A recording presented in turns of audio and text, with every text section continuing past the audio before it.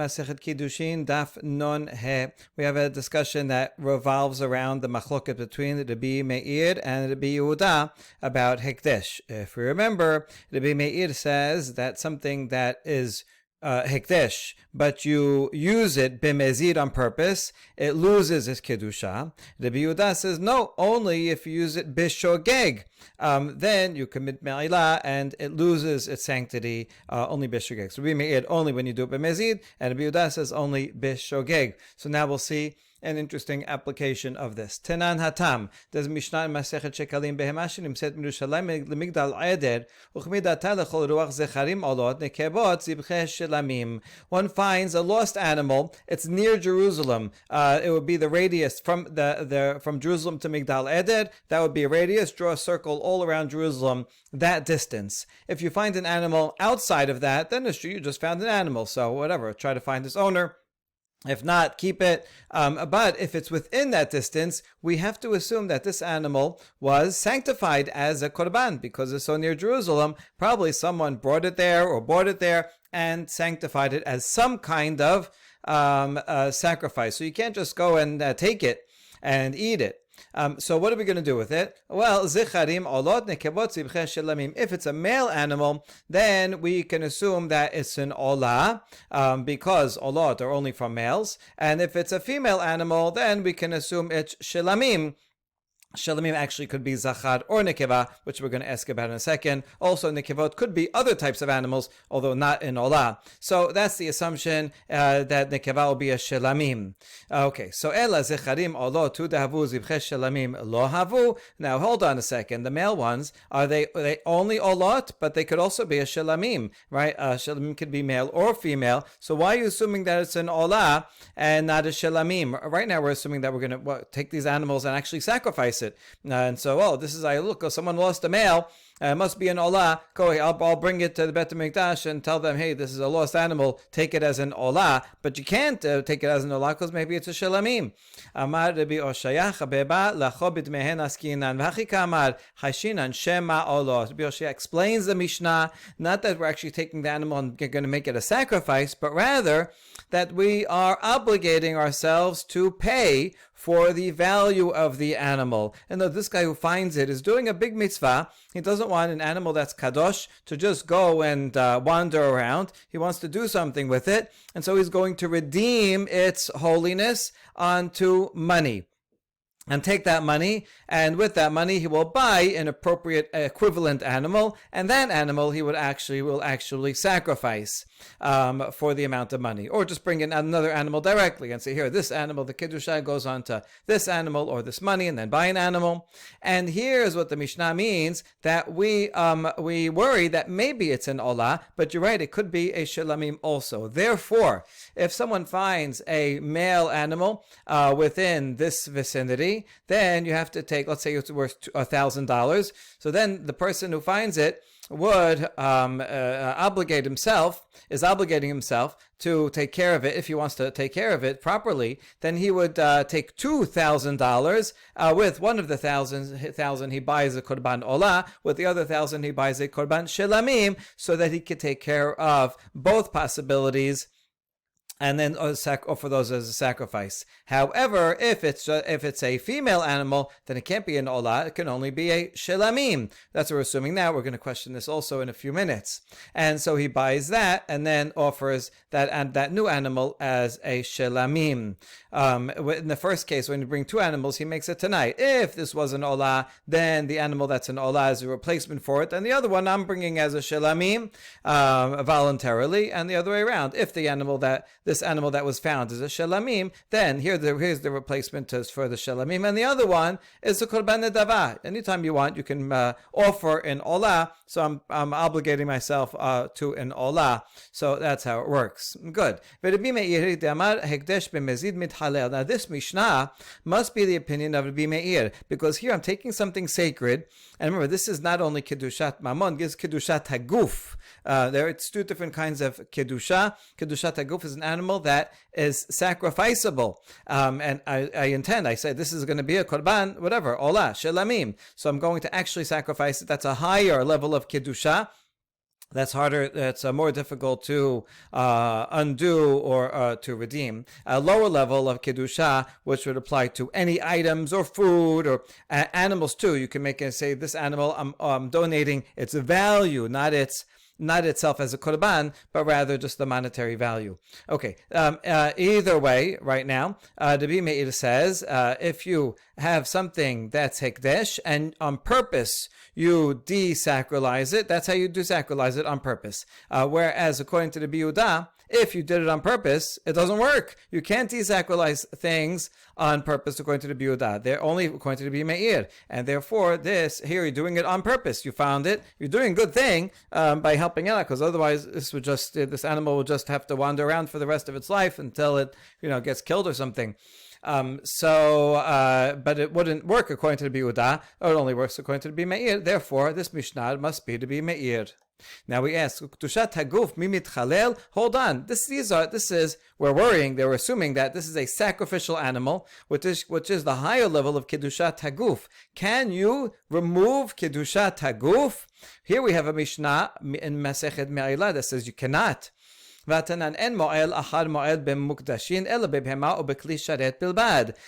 that if it's a regular Kiddushat Damim, or Kiddushat Mamon, that's the same thing, just monetary, then you can't commit Me'ilah twice for something monetary.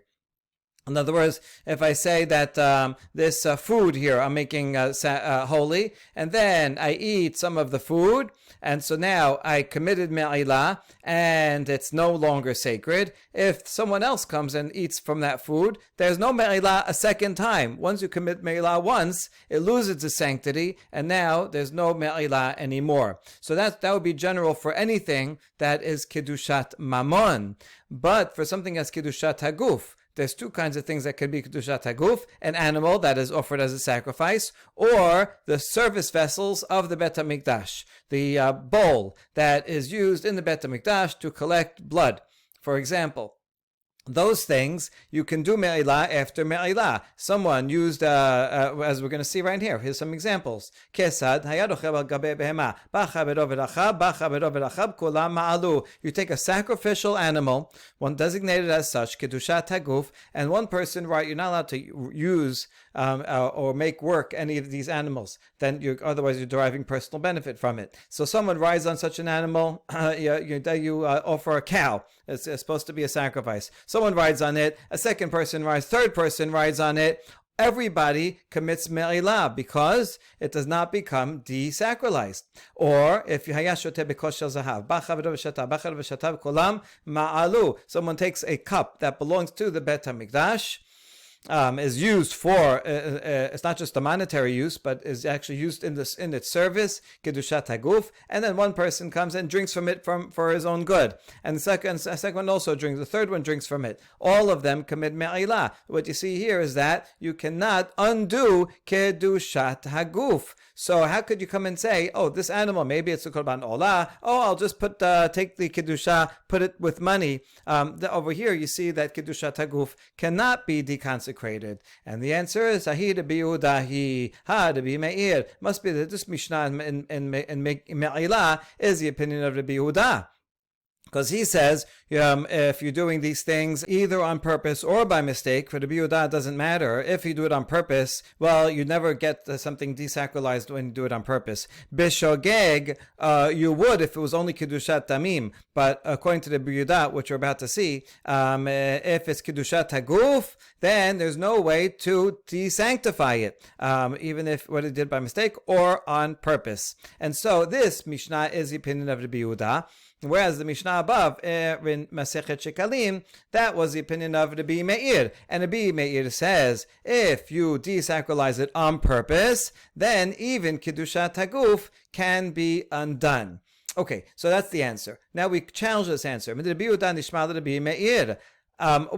not compare the Yehuda and the Meir? I know that they argue regarding Shogeg and Mezid, right? Fine, I'll grant you that. But still, regarding the question of Kiddushat Haguf or Kiddushat Mamon, we should be able to compare them, and they should agree that if it becomes desacralized, then it can become desacralized if it's Mamon, but not Guf. as follows: Lav amar Rabbi Yehuda, hekdesh b'shogeg mitchalel, ukdushat haguf la mitchala. Rabbi Yehuda thinks that if it's done b'shogeg, then the kedusha is removed, right? Something is desecrated if you use it against the law, beshogeg, but even that law only applies to Kiddushat Mammon. Kiddushat Haguf does not.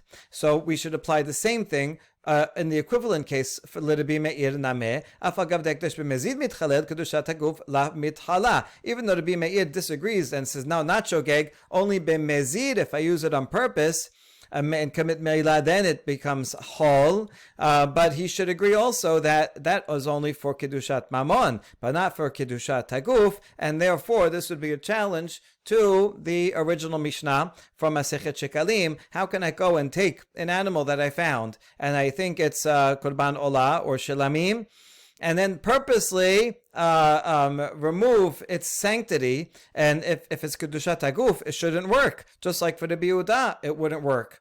Beshogeg, it shouldn't work for the Bi Meir, Mezid. And the answer is, Hatam la kamikaven la pukinu lecholin. Hacham kamikaven la pukinu lecholin. And the answer is that they argue not only on Shogeg and Mezid, they also argue on this. And it's related. For the Bi Yehuda, the person is not having any intention to take away its sacredness. He's doing it beshogeg. So when you do beshogeg, that will remove the lower level of Kedushat Mammon, but not the higher level of Kedushat Haguf. Whereas, according to the Bi Meir, it's in the case where it's b'mezid, you're doing it on purpose. So doing it on purpose, that's stronger. And therefore, if one uses something b'mezid or redeems it b'mezid, then it does have the power even to take something that's Kedushat Haguf and remove its sacred status. Good.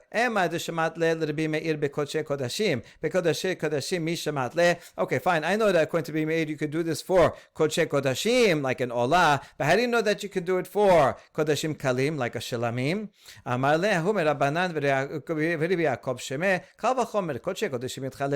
Kodashim Kalim, lo kol sheken. So the certain rabbi, his name was Rabbi Yaakov, said, it's a Kavachomer. If you can make non-sacred, take Kodesh Kodashim and make them not sacred, certainly Kodashim Kalim, which is a lesser level of holiness, all the more so that you can redeem it, or by using it, it will become non-sacred. Itmar Nameh, Amar Rabbi Hama Rabbi Akiva, Amar Rabbi Yosef Rabbi Chanina Omer Hayad Rabbi Meir, Hekdesh b'mezid mitchalel b'shogeg mitchalel, echad Kodshei Kodashim, echad Kodashim Kalim, Kavachomer Kodashim Kodshei Kodashim mitchalelim, Kodashim Kalim lo kol sheken, and everything that we just said was actually mentioned explicitly in a statement from Rabbi Yehuda, that something is hekdesh. If you desanctify it on purpose, it becomes desanctified. If you use it by mistake, then it does not become desanctified. And this is true, but it becomes desanctified both for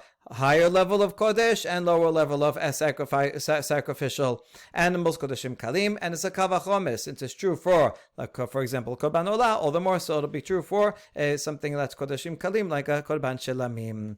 Alright, now, Tahi ba Rabbi Yochanan. Rabbi Yochanan challenged Rabbi Yoshaya's explanation of the Mishnah. You're saying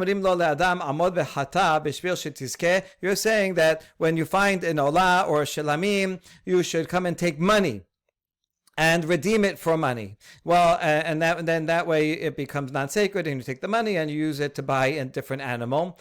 Wait a second. Will we tell a person, go make a sin so that you can make a merit? I mean, it's true. Your intention is good, and the end result is something good, because you're taking an animal that you don't know what its status is. You can't just bring an animal, that you don't know if it's an olah, you don't know if it's a shelamim, right? And so we don't know what to do with this animal, and so you're doing a benefit, because now you're able to take this animal that's not known and redeem it with money. And whether it's a shelamim or an olah, you're going to bring two things. You're going to spend a lot of money on this to take care of this lost animal. So it definitely is a zechut that you're doing it. However, you're also, in the meantime, violating a sin, because you're taking something that's a sacred thing, Kedushat Haguf, and making it non-sacred. And that's a sin. So we should tell a person, make a sin. So even though the result, right, does the ends justify the means. Ela amar Rabbi Yochanan mamtin lad shetumam umaytesh shete behemot umatneh. Rather, Rabbi Yochanan says you don't do it right away. I agree with you that yes, it's a good idea to redeem them, but don't do it right away when it's unblemished, because right now, if the animal you found is unblemished and it's a korban olah or whatever, it can be sacrificed, and you're not allowed to redeem it. Well, you can't sacrifice it because we're not sure what it is, but you can't just redeem it because you're not allowed to purposely redeem a sacrificial animal. Rather, we let it walk around and wait till it bumps up against something and or falls and breaks its leg or whatever and gets some kind of mum. And once it's blemished, then it's no longer sacrificable. So it no longer has Kiddushat Haguf. Now it's only Kiddushat Tamim. And once it's only monetary Kiddusha, then you can bring another 2 animals and you make this same condition. Listen, if this animal that I found, let's say it was male, and if it was a korban olah, then I'm going to switch it with this other korban olah, with this other animal that doesn't have a mum, and if not, and this second animal will be a shelamim, or if the one that I just found that just got a mum was shelamim, then this animal will be a shelamim in replacement for it, and the other animal that now I brought will be korban olah. So Rabbi Yochanan basically is agreeing with Rabbi Yosha, but adding an extra step that you should wait till it gets a mum. Only when it gets a mum, then you're allowed to redeem it. You should not make a sin and redeem it while it still has Kiddushat Haguf. Amar Mor Zecharim Olot Dilma Todahi. Now, back to the Mishnah. If you found a male, I understand it might be an Olah. We clarified that it might be a Shelamim also. So you're going to have to bring 2 animals to redeem this one Zachar. But now we ask, wait a second, maybe it's a Korban Todah, which is a different type altogether. So you're right, the Maiten Ameh Todah. Todah can be a male.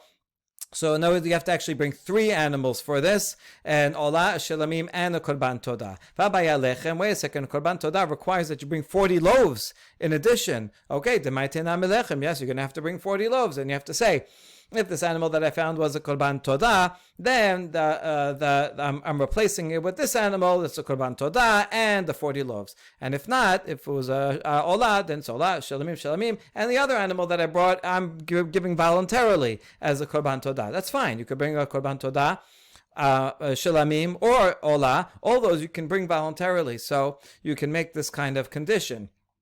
Now, v'dilma ashamhu. Here's where it gets more complicated. There's various sins for which you have to bring a korban asham, but you can't voluntarily bring a korban asham. So now what are you going to do?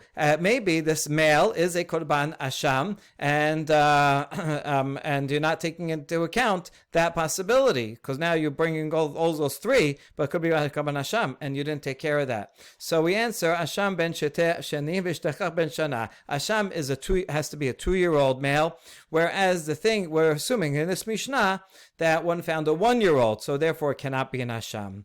All right, v'dilma asham mesorah hu v'asham nazir. Hold on, there are 2 kinds of asham that can be a 1-year-old, and that's a mesorah, someone who mesorah is becoming tahor, or a nazir who became tameh, and now he has to bring a korban asham for becoming tameh. That also is a 1-year-old. So maybe it is a korban asham of these 2 types, and the answer is la shchicha. This is not a common, right? Mesorahs are not common. Nazir who became tameh and lost his animal. These are not common cases. Olah and shelamim and todah, those people bring all the time. Every time someone was sick and got better or freed from jail, went over. Anytime you would say birkat Gomel, nowadays, in those days, they would bring a korban todah, so this would happen often.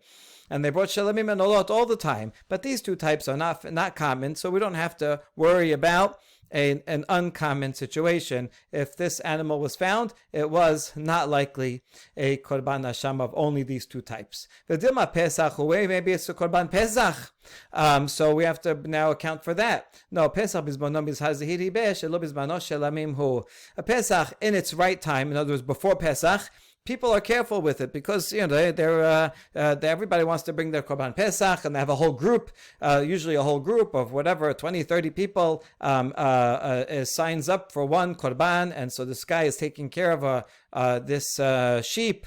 for an entire group. So he's going to be very careful in the weeks and days leading up to Pesach, and he's not going to make sure not to lose it. So therefore, we don't have to worry that a lost animal is a Korban Pesach. And now, if it's not during its time, if for whatever reason an animal is designated as Korban Pesach, and then it was not offered on the 14th of Nisan, afterwards it turns into a shelamim automatically. And so if it's not during its time and somehow it was lost, I mean, even though people are careful with it in its time, if they got sick or whatever and they couldn't bring it, then afterwards, now they're not so careful. Because they're not bringing it as a Korban Pesach. In any case, the law is that it switches into being a Korban Shelamim, and we already counted for a Korban Shelamim, right? That's one of the three things that we're bringing as a replacement for this animal that we found. So that's no problem. Wait a second, maybe the animal that was lost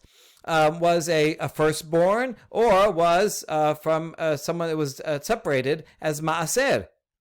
And so maybe we have to account for that. Now, so what do you want to do with it? Remember that Rabbi Yochanan already established that we waited till it gets a mum.